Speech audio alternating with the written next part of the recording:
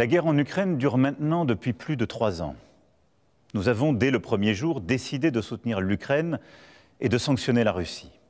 Et nous avons bien fait. Car c'est non seulement le peuple ukrainien qui lutte avec courage pour sa liberté, mais c'est aussi notre sécurité qui est menacée. En effet, si un pays peut envahir impunément son voisin en Europe, alors personne ne peut plus être sûr de rien. Et c'est la loi du plus fort qui s'applique. Et la paix ne peut plus être garantie sur notre continent même.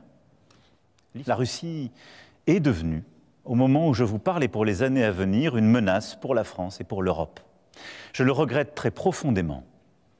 Et je suis convaincu qu'à long terme, la paix se fera sur notre continent avec une Russie redevenue apaisée et pacifique.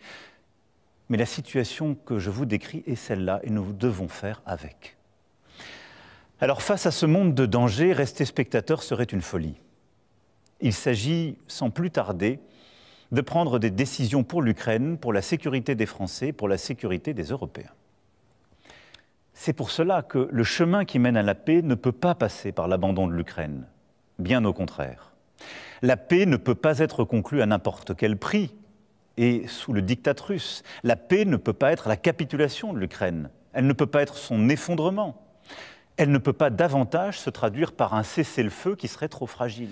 Une fois la paix signée, pour que l'Ukraine ne soit pas à nouveau envahie par la Russie, il nous faut le préparer. Cela passera à coup sûr par un soutien à l'armée ukrainienne dans la durée. Cela passera aussi peut-être par le déploiement de forces européennes. Celles-ci n'iraient pas se battre aujourd'hui, elles n'iraient pas se battre sur la ligne de front, mais elles seraient là, au contraire, une fois la paix signée, pour en garantir le plein respect. Et de plus, nous n'avons pas attendu l'invasion de l'Ukraine pour faire le constat d'un monde inquiétant. Et à travers les 2 lois de programmation militaire que j'ai décidées et que les parlements successifs ont votées, nous aurons doublé le budget de nos armées en presque 10 ans. Mais compte tenu de l'évolution des menaces, de cette accélération que je viens de décrire, nous aurons à faire de nouveaux choix budgétaires et des investissements supplémentaires qui sont désormais devenus indispensables. Notre génération ne touchera plus les dividendes de la paix.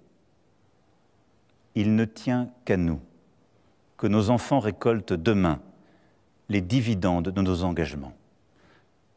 Alors nous ferons face, ensemble. Vive la République, vive la France.